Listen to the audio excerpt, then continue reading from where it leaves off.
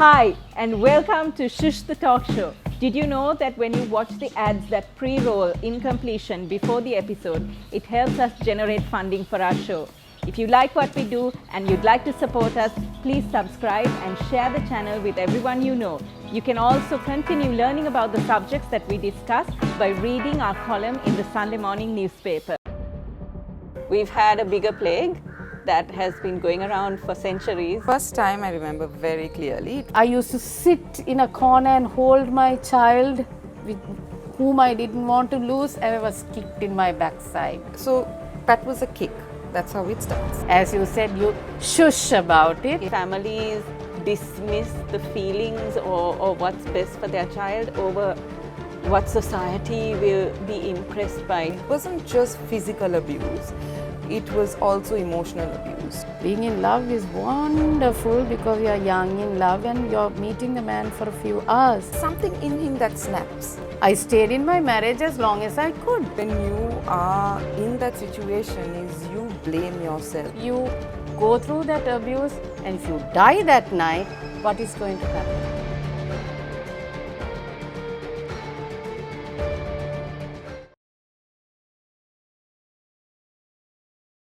So at the moment there's like this global pandemic and plague going around where we're all worried about a virus and about keeping our health safe and stuff like that. But in this country, in this part of the world, as well as around the world actually, we've had a bigger plague that has been going around for centuries that we really haven't figured out a way to stop, and that is domestic violence. And recently, in recent times, with the whole coronavirus lockdown and curfews and stuff, this has become a national conversation again. Not that it never existed, but the fact that it has come to the forefront again, and so many people out there have been suffering in silence, and a lot of the time if they speak out, they are asked to shh about it. So this is actually a big taboo that we have been struggling with. This beautiful space that we are having this chat in today is called the Boutique Spice, and it's in Lake Drive, Rajagiriya, Colombo 8. Thank you to the Boutique Spice for allowing us to shoot at this location. It's a wonderful little villa, a holiday villa. I know holidays are not something, have become a bit of a luxury to us these days, but whenever you need a little escape but still need to stay in the city, try this place out. Domestic violence is a big area. We immediately, as people, we assume domestic violence means a husband beating up a wife. It's not necessarily the case. It can be from a husband to a wife, it can be a wife being aggressive to her husband, it can happen in same-sex marriages. But today I want to focus on one area of it, which is intimate partner violence. So intimate partner violence is between spouses, between the person you're having an intimate relationship with. And it is something that's very difficult for a lot of women to come forward with when they have had experiences, because of the way society makes us feel about this subject, or the way we are conditioned to just keep quiet and not upset the status quo. And luckily we have two ladies who have unfortunately have shared experiences on this matter, but who have been incredible enough to agree to do the show with me. So I'm very, very grateful to Lochi and to Mekala, who without a lot of notice either were very willing to come forward. I was barely 16 actually when I fell in love, because I was into music. I could sing very well, and I used to go for the local shows, but in the Tamil era. And naturally, when I was picked by one of the groups and I started singing for school and out of school, and slowly I got involved with one of the good singers. And of course, in that age, which is called, there is a good term to it which is not coming to my mind as now. Young love, puppy love, infatuation. Infatuation, correct, infatuation. So I thought that is love, and anyway, finally I got married after about 7 years of being in love, and I got into it. Of course, I thought that 7 years gave me enough time to learn my partner. But later on, after the marriage, I learnt there is another side of it. as I had to learn it as an adult, because I was, by the time I married, I was 24 years old. And within 7 days, like, I went through severe hammering, which I have not even witnessed in my home.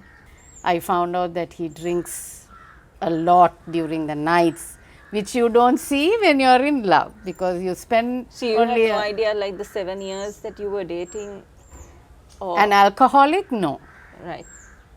I knew he takes liquor when he gets with his friends, but as Tamil cultured and the family background and everything, as you said, you shush about it, Yeah. because they think, you know, she should adjust, she should, you know, work around it and everything. So I had less people to talk, because my part of the family was against my marriage, because they knew I was a very bright student, wanted me to seek my career, which I said no, I want to get married to this person. His part of the family was welcoming me, because they knew that I was from an educated background, a famous background, and I suited their this thing to say, they have got a very good daughter-in-law. So went into the marriage. Then after 10 days, I could only call my mother-in-law and tell her that this had happened. But absolutely nothing was done about it. Yeah. So mother said, no, I spoke to him about it, so it should feel okay. You all are newly married, you all will work yourself. That's the way. Yeah, and also if you have a child, that will all fall into place and all that. And It's a famous line, right? This is All the your way. problems are This solved. is the way marriages are. so 10 days got into months, and little by little I learnt that he was in love with another woman. So now my question as a 24-year-old is, how do I handle it? I can't go back to my family. My ego stopped it, because I knew the family warned me about this, that it will not suit you. And now I had to handle it with my in-laws. So the first person I reached out again is my mother-in-law. So I told her that this was happening. So she took the address, and she knew whom I was talking to about, because that person is currently a very, very famous person. So at that time, she was just coming into the, she was also barely 18. So I blame both parties into it. Of course, 18 would have been, like you said, infatuation. And for her, it would have been this thing. But she didn't know that the wrong thing there was, he was a married man. She was willing to go with it, to live as is the other woman. So he didn't want to sort of divorce or anything like that. He just wanted to keep abusing you. He kept abusing me, so I wanted to find out why he was doing it. And then when, from his conversation with his liquor problem, I found out there was somebody else. As a 24-year-old and without any guidance, first thing that I did was I approached her and I asked, he's talking about you a lot, is there anything going on? Well, she boldly said yes. Whoa. And she was only 18. Did she know that you were getting abused at home? First, I didn't tell her this. I first asked her whether this is true, because if it was not true, like, I can't blame her for it. It may be psychologically he was doing it because of liquor. Because some people, when they take liquor, they can't behave themselves. She said boldly yes. I said, don't you think what you're doing is wrong, because he's already married to me and it was a 7-year affair. She said, well, you have to ask this question from your husband. According to him, he is going to dump you after 2 years and get married to me when I'm prepared with it. I asked him, he gave me the same answer, after 2 years you'll be. I said, why wait 2 years? So you could have even told your mother that you wanted to get married and to somebody else and stop the marriage. No, it was a social this thing, because my marriage is my mother is also a famous person.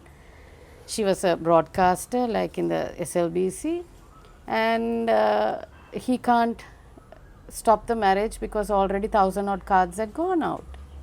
This is the other issue that we have with Sri Lanka, when these families are worried about their image and about, you know, the who's who and these I mean, it angers me sometimes just how much families dismiss the feelings or what's best for their child over what society will be impressed by to make these marriages happen, and sometimes force marriages to stay together when it's clearly toxic. It was again the social stigma. I said, okay, as far as I am concerned, I can't go back to my family because that is what I thought then, which was correct, which I don't think now. I think I should have walked immediately back. I said, okay. I said, I'm going to wait. Of course, I'm not going to have a child right away. And I will see. If at all in 2 years also you all want to get married, I'll gently walk away from the family. But you chose to stay despite the fact that you were being abused. Abused. Okay. Right? But once I accepted, the abuse part reduced. Okay. But the torture I went through was, when I was at work, I knew that these two were at home, sleeping in my own bed, using my own clothes, which so many later on told me, you had some gut, woman, to keep that going. I am pretty religious, so I knew my prayers also would work. What happened? They took off to this big European tour. Still, for all, I was praying, and I think my prayers were answered. For me, the abuse started later on in the marriage. I was 22 years old when I got married. He was the love of my life. I assumed it was the same for me, and he was a wonderful husband. He did everything he could. We had kids very early on. So I had my elder son when I was 23, my younger one when I was 24. They were a year and 4 months apart. Everything was fine until 4 years into the marriage. In retrospect, now I know where things changed, but then I didn't know what happened. So what Is actually it like a happened? switch overnight, or did you see signs? Step by Overnight. step. It was overnight. Okay. One of the things is we were very young. We had just started our lives. I gave up my career, so it was just him earning, and we were living with his family. I was a very independent person. I had my own car. I had a job. I used to pick him up every morning to go to work. I had that. And he was quite intimidated by that, because what he wanted was someone who would say, yes, sir, 3 bags full, sir, sort of wife. And that wasn't me. But like you say, love, infatuation, call it what you may, you want to please your partner. So I changed for him. I assumed that he would love me more for it. Which is what a Which lot is of women true. do. Actually, a young, a vibrant, a young housewife actually from my part of the family said, Lochi, being in love is wonderful because you are young in love and you are meeting a man for a few hours. But after you marry, you have to live 24 hours with him. So that's when the adjustments and the knowing each other, for whom that person is, will come out. I didn't have a phone. I didn't have a computer. I used to be a writer, so that was my thing. I used to write.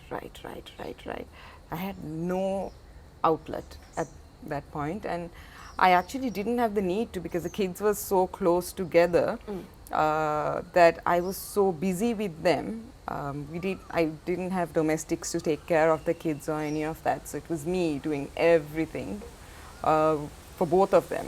So while one is learning to crawl, the other one has just started to walk.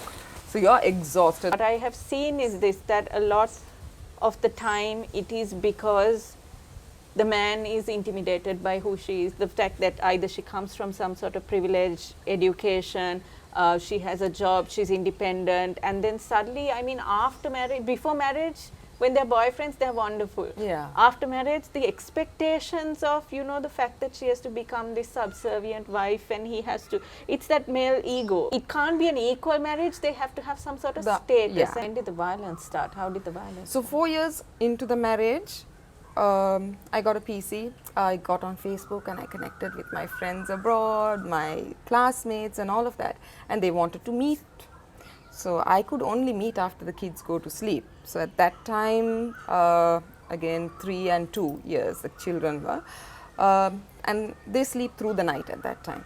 So I told him this, we planned this like 2 days before, so I told my husband, and that night he comes home at 10 o'clock. He's gone out with his friends, had a drink and came home at 10 o'clock. So I had my makeup on and everything, and I was dressed, kids were sleeping, waiting to go.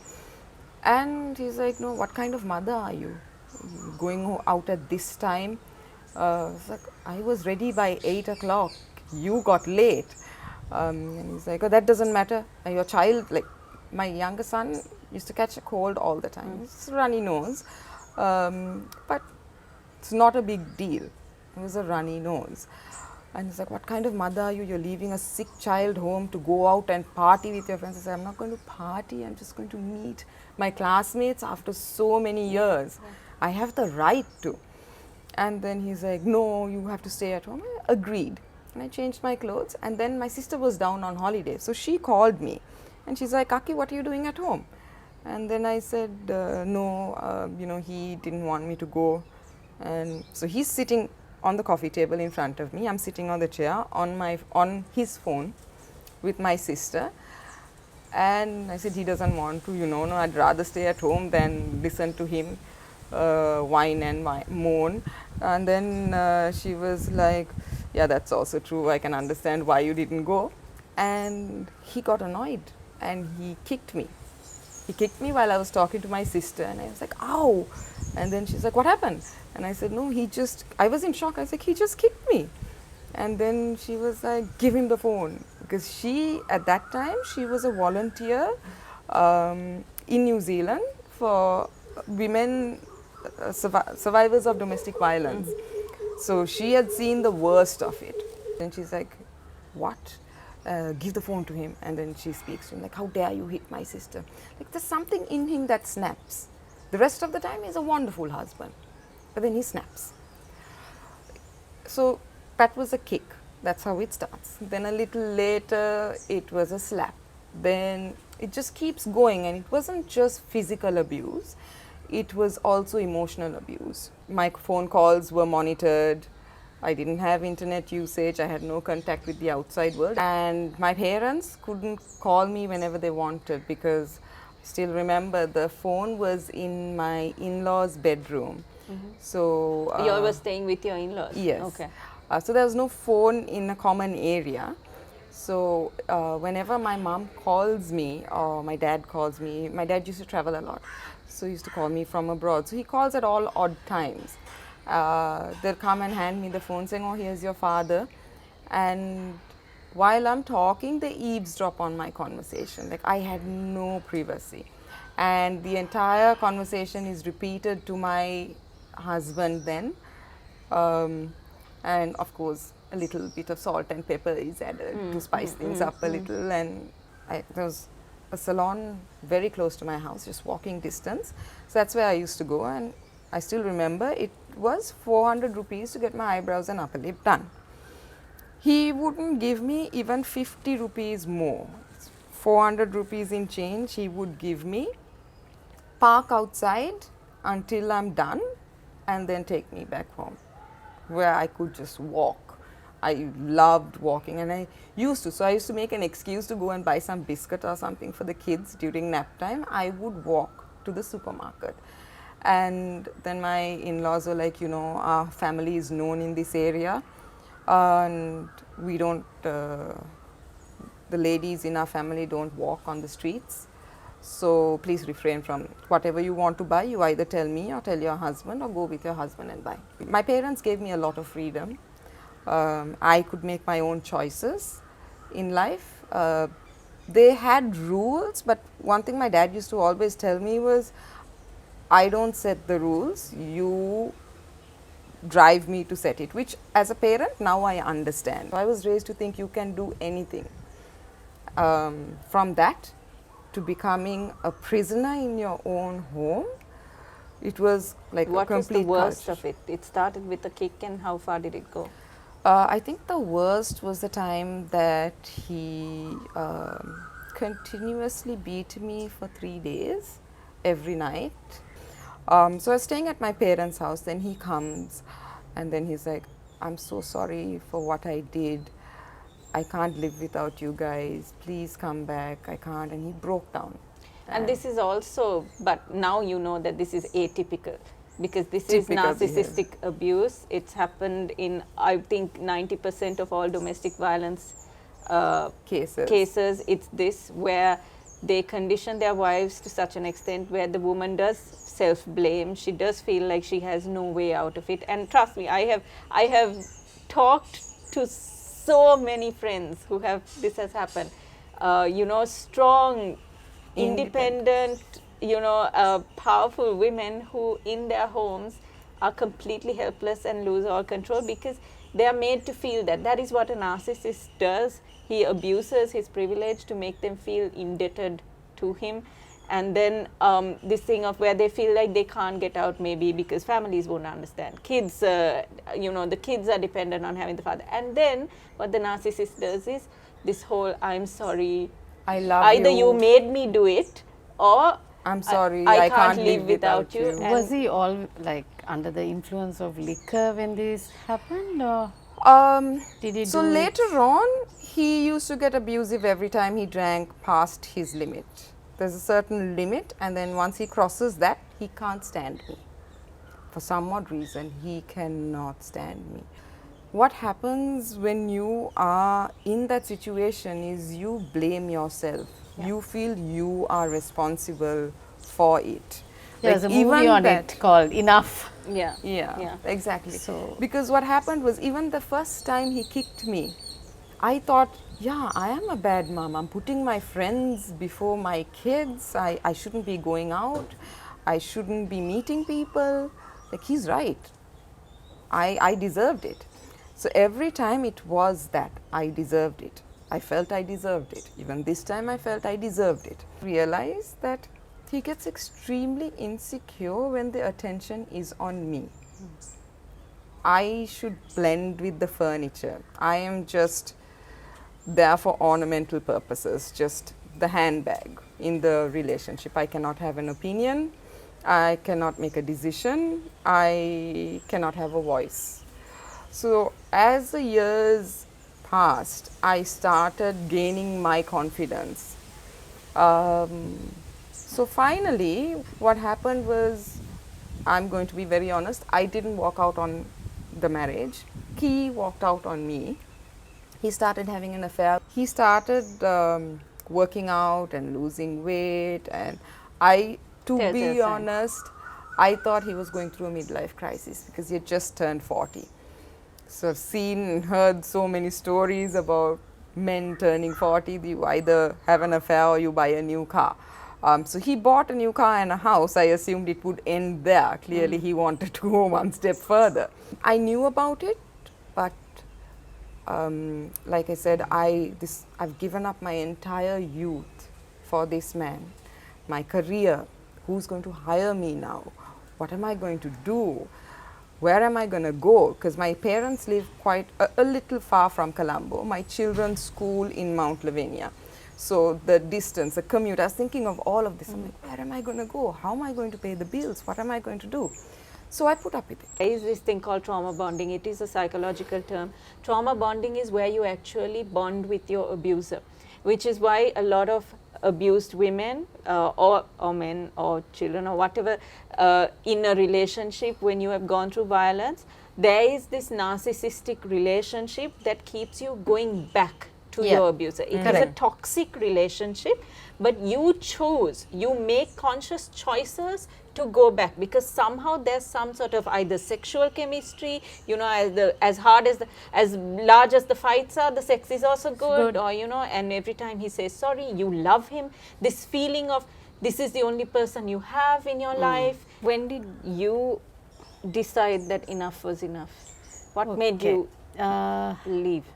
Like I said, they went abroad, and when people knew that she was very good at her singing, as a woman she was given a lot of attention, and he, as a very, very controlling man, and he needs everybody to be listening to him, he couldn't take it where she was becoming famous. So what This happened? narcissism, yeah, this whole power What trip. happened? He had liquor and he had openly told everybody that she had already started an affair and they were sleeping together and everything. And her mom was beside her who didn't know about it. So they had to take a decision there. So it all happened in Europe. And they had you to. were in Sri Lanka? I was in Sri Lanka as usual, praying my own prayers. And you everything. had your son then? No, No. no, no. So then it broke off there, and he came back. He was totally conked when he arrived, but once he was brought home, he was sobered, and by evening, he started saying sorry, broke down, and said that he knows that he has done wrong by me, and said that he will not drink again, and no womanizing, nothing. And we started our life then after 11 months of marriage. He had stopped his liquor completely. Whether he was an alcoholic or not, who couldn't keep away, only was known to me after about 3 to 4 months after this episode. So then there the excuse was, you don't want to have a child. And that's why he's drinking. Drinking. Oh gosh. So when I spoke to my mother-in-law again, my mother-in-law said, okay, he has a point as a Tamil this thing, in 10 months you should have a child, then only you are considered that you are having a good home and relationship and all that nonsense. So I said, okay, but give me some time. I'm just out of, now only I know that he has no affair, that he is out of a girlfriend. What if I conceive and I find out he has another girlfriend? And then again the drinking problem started. Then I wanted to think for myself and see, okay, is this true? Is a child going to make a change in my life? Because I was going to make this marriage work because my part of the family said this will not work, Lochi. So I said no, I'm going to give a shot, I'm going to save my marriage and wait. But of course at that time my father-in-law died and all that stuff, and people said like, okay, now all this is done and gone. If you don't want him to get back into the same track, why don't you try having a child? This children being the glue that keeps a toxic marriage together is so wrong, because you are just subjecting a child But you to know, watch Shanuki, two unhappy parents. You know, Shanuki, okay, they were not from an educated background. Yeah. But even my educated background, so famous family too, thought that was correct child is going in to my solve everything. sister's life. Yeah. I took off because he stopped. No sooner I conceived, he stayed away from liquor again as a happy parent to become. No Now he drinking. can't blame you also. Yeah, now blame and everything became very this thing. But no sooner I came to my 7th month, it started again. And I was a woman who was chased around the house with a big belly of a child, a life inside me. I was chased around the house to have sex. I used to sit in a corner and hold my child with whom I didn't want to lose, and I was kicked in my backside. And my dresses were torn behind. This is what I went through. At no point did anybody even tell you leave.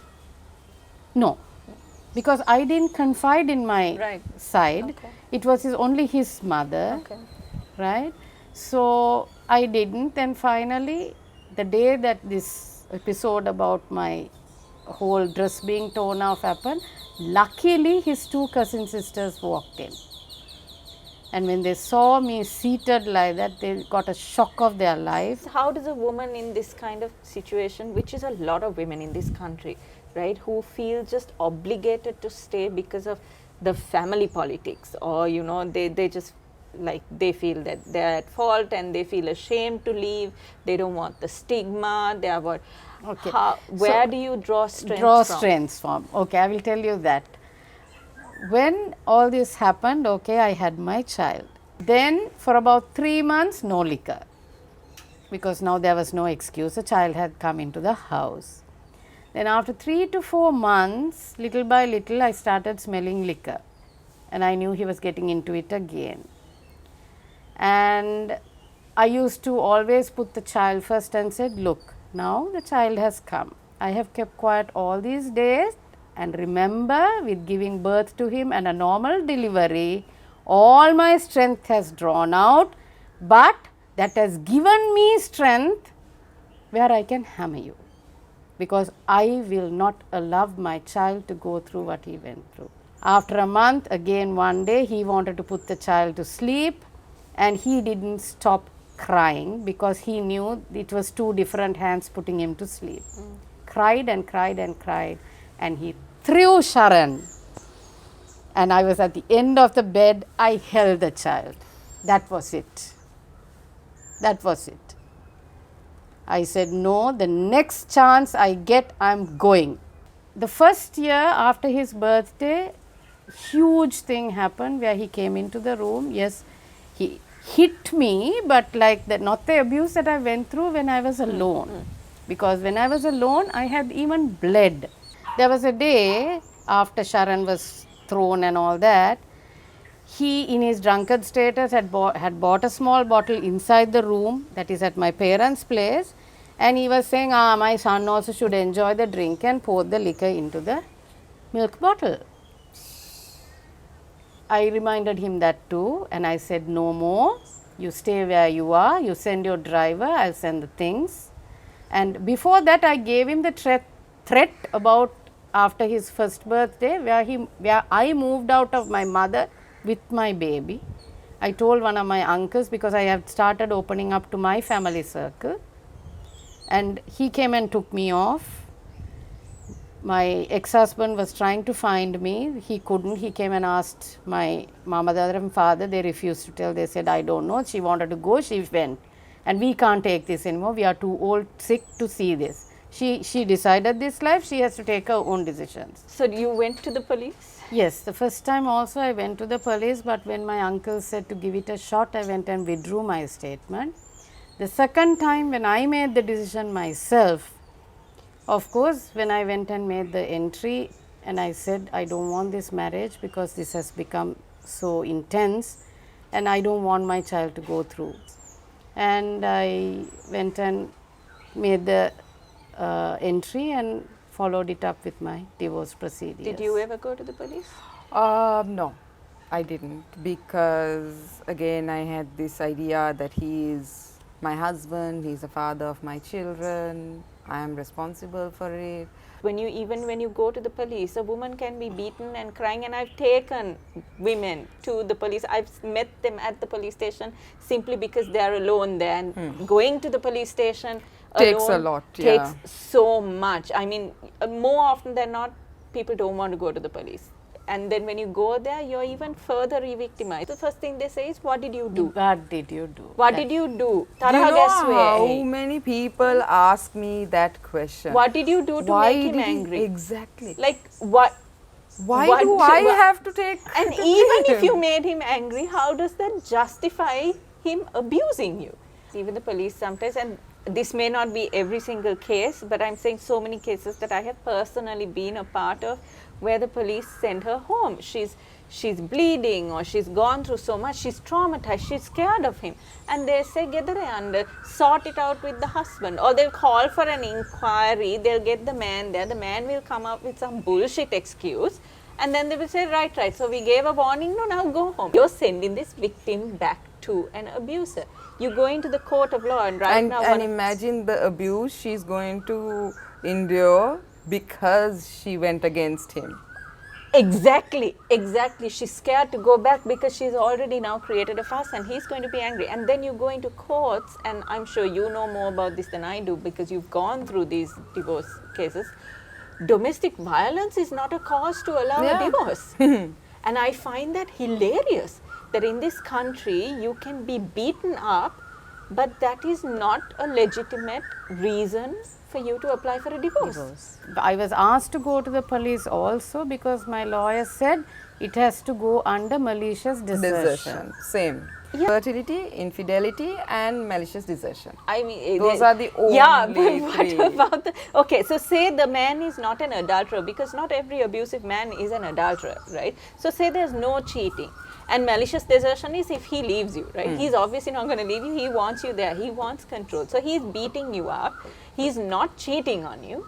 And you're still having sex because he's demanding. Sometimes marital rape is such a huge issue in this country. Oh yes, and I have gone through it. So But then the fact that according to the law, this box, it nothing, doesn't tick the box. You can't leave the. You can't get a divorce. You don't have the right to a divorce. Right. Status of women in this country when it comes to things like marriage and all, that this country puts this institution of marriage on such a sacred pedestal against the life of a human being.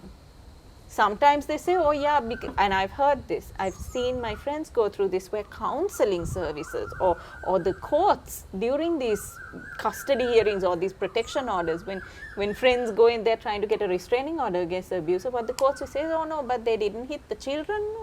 So therefore, why do you need a protection order? So after marriage, he went to family courts to say that I was keeping the son away. But at that moment, the family courts brought in Sharan. He was about 10 or 11 years old and asked, it's your own father, why don't you go and visit him? He said, no, I don't want to. These are the things that has happened to me. During visitation, he came drunk, plus he has taken me to a bar. Why do I want? Because I have everything that my mom... Amazing that a 9-year-old boy could... Right? My husband's father did it. And my husband did it. A lot of the time, that's an important fact. The fact that abusers usually have a history of abuse, and it is cyclical, where you do keep, generationally, it keeps continuing. So I think that's also an important thing for women to know, that they feel like they can't leave their marriages because it's not good for the kids. But if you have children, you're teaching your children while staying in that marriage. Your children are watching you being disempowered. Yes. Your children are watching you being weak and helpless. Your children are learning that a relationship is where there is one powerful person and one weak and helpless person. Your children are normalizing that environment as what a relationship is. So what you are doing is you are raising abusers. You might not be doing it consciously, but I think it is very toxic for women to feel like it's better for the child to have both parents when those parents are kind of murdering each other.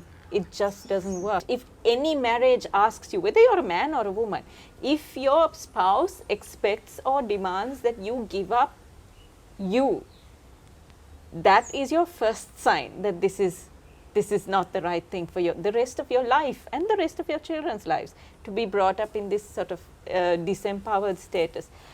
I think, kudos to you both for being hardworking, becoming financially independent and all, which is also important. A lot of women are not able to get out of domestic abusive marriages because of their financial helplessness. So it's important to be financially independent. It's important to have your education or get your education at some point and have some sort of financial support that is not a joint account or your husband's money, because that also gives you leverage. When he beats you once, he's going to do it again. Guarantee it's going to happen again. No matter how sorry he is, no matter how genuinely sorry he might be, he's going to do it again. Because if he was comfortable doing it once, he's going to be comfortable doing it again, whatever triggers it, whether it's alcohol, whether it's some other event that gets him angry, whatever it is. So, as difficult as the system is, unfortunately, we have this system, right? We have laws that are your laws in women's rights. We have a penal code that you can go and you can put an entry. You don't have to feel ashamed. These laws were created for the protection of women. So when he beats you, go to the police. Put in that entry. Go with a lawyer is always better, because then the chances of the police turning you away and saying go home and sort it out is less, because when there's a lawyer, then they have to take the entry down.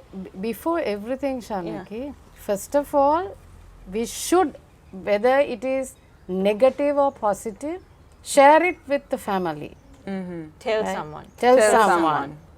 Because if you go through that abuse and if you die that night, what is going to happen? Having someone that you can call, having an emergency code, whatever it is helps.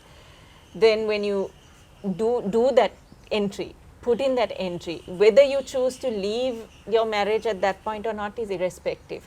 Put in the entry, because later on, if these things become chronic and if these things continue, all these entries will help. When you need to get away, you have, if you have some sort of physical abuse, recorded history. go to the doctor, get that medical report, have those records, have copies of the records with someone you trust.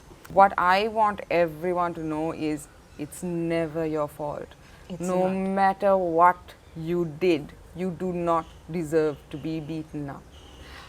And the next thing is, you are not the only person going through this. So don't ever think that you are the only person. Try as much as possible not to give your child that experience. If you can get away from it, at least think that child Sooner the better. sooner the better, because that traumatizes a child. Find your strength within you to come out of what you are put through the society. You may not need to go through domestic violence, but that victim can draw strength from your Somebody support and else. you being there. Correct. And they've talked about, how we have this issue, right? When in our neighborhoods, we hear fights going on next door. We hear women screaming. We hear something happening. And how often do we actually go and intervene? We don't. We close our windows, we close our doors, and we're like, oh, they're fighting. Or we'll gossip about it. Ring that doorbell to let them know that, something's not okay. Get involved. If your neighbor needs a place to stay for the night, offer her space. She doesn't have to come to you. She might feel ashamed, but you can go and intervene and say, come and stay for the night, and create that separation with the abuser so that there is safety. Allow her to be safe. That is the least we can do. Call the police. Call the police and help a woman out if she doesn't have. A lot of the time, a lot of these women don't have access. They don't have the numbers to call. They don't know what to do at that point, So this is where we can play a role as a member of a family, as a family member of somebody who is going through something. Do not ever excuse it. Do not ever tell her, stay in the marriage for the kids, or try and have a child to make the marriage work. Yeah. Or, this problem has gone on for too long. And we don't want our daughters or sisters or our mothers going through this anymore. Why would we wish harm on anyone? Don't ever make her feel like she doesn't have a choice to leave.